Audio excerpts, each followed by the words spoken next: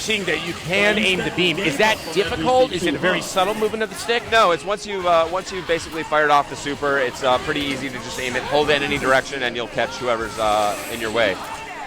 So I hope we have an opportunity to see Dante's level 3 super. That would be really amazing.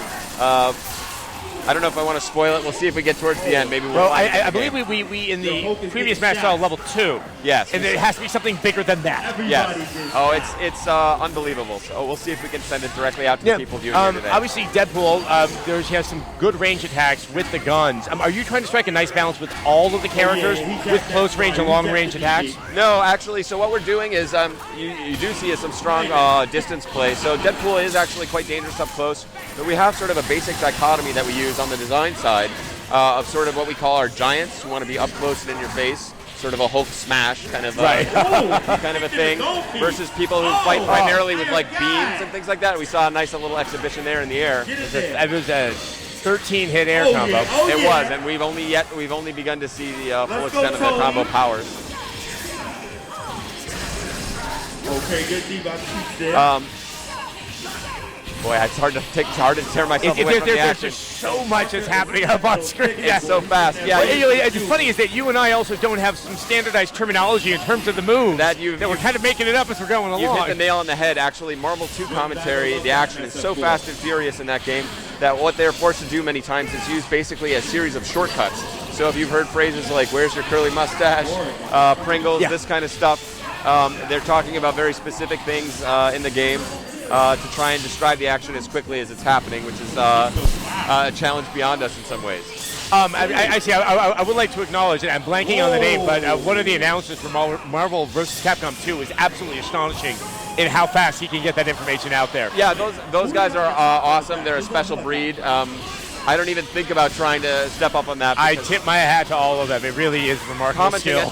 Commenting on Marvel is almost as hard as playing Marvel at the kind of level we've seen. We ran out of time, and with player 1 winning. That would be Keats. Yeah, he's taunting the crowd. Karasa's got a big smile on his face. He's having a good time. That's what's nice about it. It's an exhibition. I think next year when we see this, these smiles might a little bit more intense. The smiles might be something else. It may be tears and crying and some pain and joy and all of the glory that we've seen here today. So this one's going to be Chris Redfield and Morrigan on player 1. I think this is the first time we've seen Chris Redfield today. What are some of the unique characteristics of how he fights? Chris Redfield, basically, of course, from Resident Evil 5, has a number of his Resident Evil 5, or his Resident Evil period weapons at his disposal. So he fights with a lot of weapons and is able to really lock down his opponent at a great distance by using a bunch of guns, rocket launchers, and grenades. His grenades in particular are super nasty. It looks like he was brought in very briefly, I think, attempting an assist. I don't know if it worked out. Yeah. Is that one of the strong suits? Yeah, he's got a great assist. He's got a grenade. He just quickly throws out a grenade on the ground. That's not going to win you a match on your own, but what it does is sets up new opportunities. So while the opponent is dealing with that grenade, you're maybe dashing to the other side, setting them up for something new, and that's really the name of the game with Marvel. Thinking 2-3 steps ahead and trying to be in the mind of your opponent. Now we are seeing Chris Redfield. He just got tagged out. Here comes Dante. Yeah, I am trying to see Chris Redfield on the screen. Yeah, he's afraid to bring in Chris Redfield because it's sometimes difficult to tag in the opponent when you're fighting against somebody who's so vicious and on top of you so hard that it's difficult to bring in your opponent. You just have to have that perfect timing, and then Yeah, you got to create your opportunities.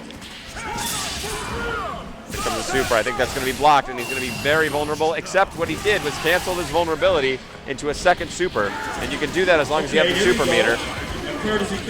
Yeah, I mean, it brings with it a great deal of risk. Indeed, yes, and you have to have the meter. You have to have built it up in advance. So we saw Chris Redfield using his shotgun there. Now he's cornered by Hulk. He tags in Morrigan. He's going to knock him down, and here's that combo we saw earlier from Hulk. The players are already learning from each other. It really is a devastating combo. It really is. Hulk does a ton of damage. Oh, now he's used his ability, his X-Factor ability, to cancel his recovery there, and that gives him a damage boost. For those that are seeing Hulk played so well, how is he balanced out to have some vulnerabilities? Well, basically, he gets hit like everybody else. In that sense, Marvel's... Oh, he can get hit like everybody else. Yeah, our friends at Marvel have been gracious in terms of allowing us to take some liberties with the way. Obviously. Yeah, basically, you don't want to have a character who just nobody ever beats, and he just that sits wouldn't there be and fun. absorbs the damage. Yeah, so that's worth calling out for sure. But yeah, he has this unique play style and a lot of Hulkish moves, but takes damage in this world. So maybe in this crazy Marvel vs. Capcom 3 world, something's gone wrong with the Marvel universe that allows Hulk to be damaged like the rest of our superheroes. There's one more attempt coming out of Hulk, and he is down.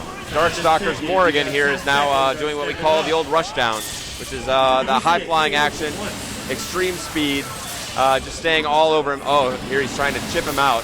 That's just firing. Just even if you're blocking, you're taking just a little bit of damage each time. It's true.